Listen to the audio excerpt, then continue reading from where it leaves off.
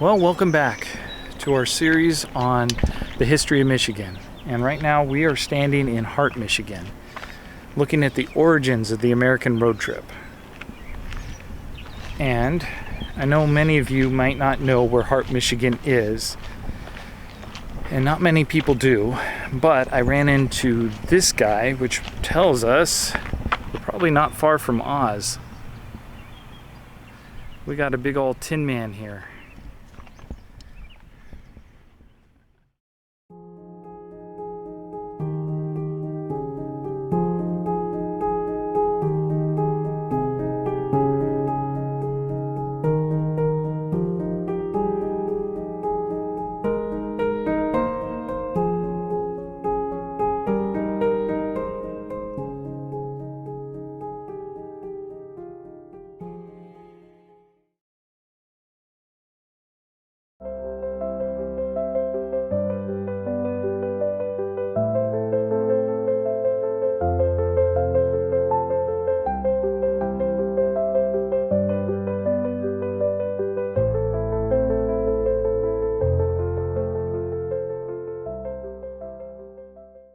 So we're looking at the origins of the American road trip. And you might ask, why Hart, Michigan? What does that have anything to do with it? Well, Hart, Michigan was a logging and timber town, 1880s through the 1900s. But around that time, around 1910 or so, the timber industry went away. It was dying in Michigan. And right around that time, it was the auto industry popping up in Detroit that was taking its place. And along with Henry Ford, who with the assembly line was making cars much cheaper, the middle class, the working class, had access to cars. But cars aren't any good if you don't have a destination. And Lake Michigan happens to be a beautiful destination. That's Hart Lake behind me, not Lake Michigan. So people were driving up the lakeside in Michigan from places like Chicago and Detroit. And once you get there to enjoy the scenery, you need a place to stay or camp. And what people were doing was they were just staking out spots in farmland and camping overnight. The state of Michigan and farmers alike didn't like that. So what they did was they decided to create what were called auto camps. And auto camps are pretty much the equivalent of modern day rest stops or RV camps, RV parks, where you can stop and hook up. They had electrical hookups and amenities, bathrooms, and open space where people, they called them tin canners because of the Model Ts, what they kind of look like, would camp, stay the night, and continue on their road trip. And Hart, Michigan has one of those original parks. The park is named John Gurney, and we'll get into it. It's right outside of downtown here. But in the process of arriving here, I noticed that there is a memorial right here across the way. So we're gonna go check that out. Okay, as we cross the bridge there, we get to this memorial here, and it looks like it's the just a memorial to all the veterans who served in all the wars from this county, Oceana County, I believe it is. And what I noticed, it was really cool, is that this county has veterans from just about every war, starting with the Civil War. Yeah, it's pretty cool. Around this part of the country, you start seeing graves from as far back as the Civil War.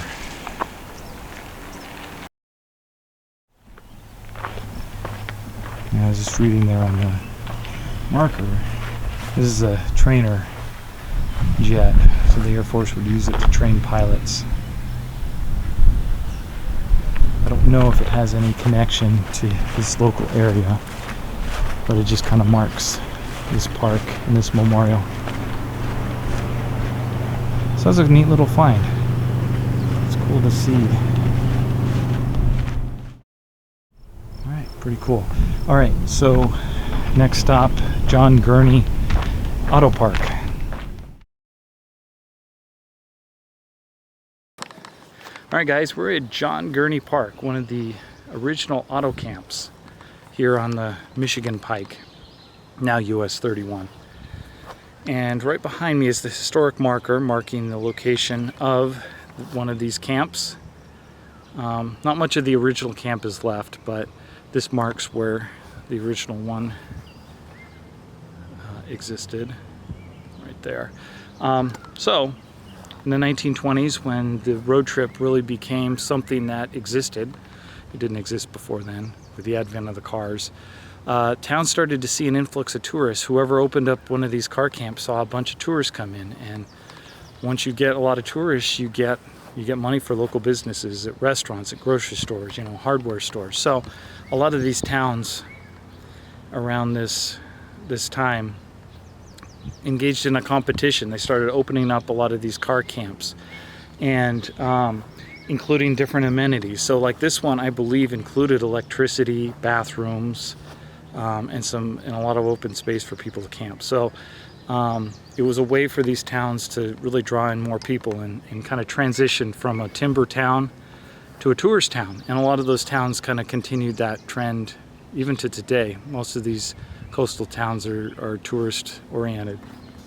All right, so we'll kind of walk around here, check out the other side. So the other side here talks about how it was named, how this particular park was named. This one was named after John Gurney. He was a lieutenant who died in the Spanish-American War in Cuba. His dad was a senator, and in 1914 dedicated this park to his son. Let's see here. Yeah, okay, so they created this arch, this beautiful archway for the park too, when they dedicated it right there. And it has a plaque here where it dedicates the park to the son. He died July 1st, 1898, again in Cuba.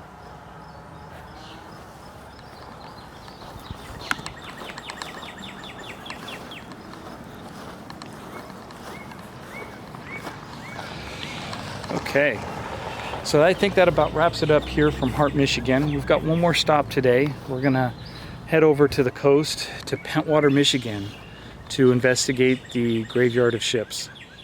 All right, we'll see you over there.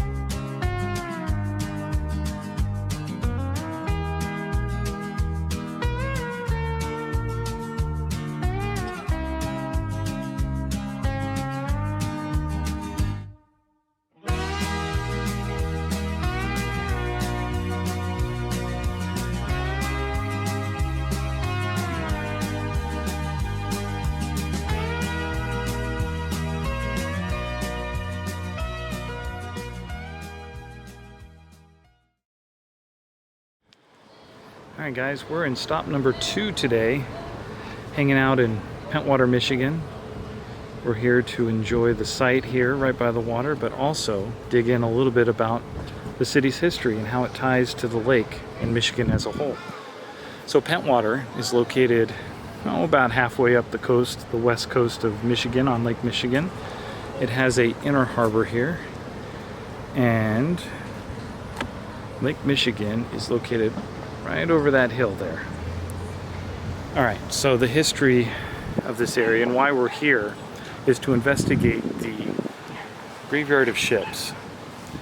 So that's the name of about a 20-mile stretch of the coastline out on Lake Michigan, where 70 ships were lost between the years of 1848 and 1940. And it culminated on Armistice Day in 1940 when a giant storm rolled in here and sank 3 freighters. And it was a massive storm with over 75-mile-an-hour winds and 20-foot waves, and that's huge for Lake Michigan. It came in here, and this inner harbor is where the freighters were lost. There's a historical marker right here down in the harbor that commemorates that day. But yeah, 2 freighters were lost that day, and a third actually was ran aground to save it. And everybody on 2 of those freighters were killed that day. And that day is actually what cemented the name of the graveyard of ships. Anyway, we're gonna walk over to that marker and take a look at it.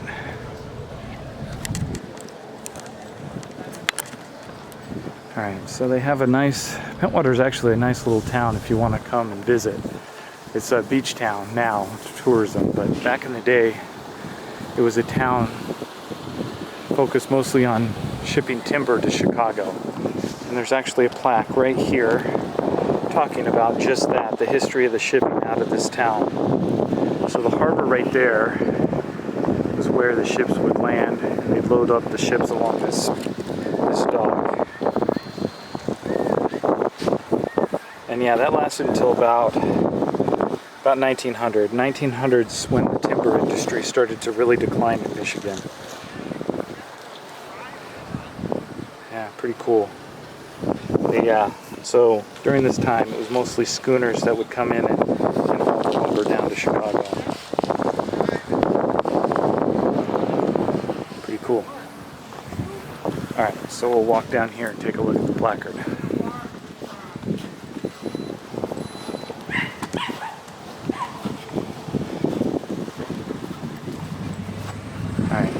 Yeah, right here they have the placard. It's a historic site. Talks a little bit about all the ships that were lost, including the Neptune there, which was a ferry, which was the first ship to sink during this time period. And if we go down here, so let's see here. All right, so the William Davik and the Anna Minch were the 2 ships that lost their entire crews that day. Yeah, pretty frightening.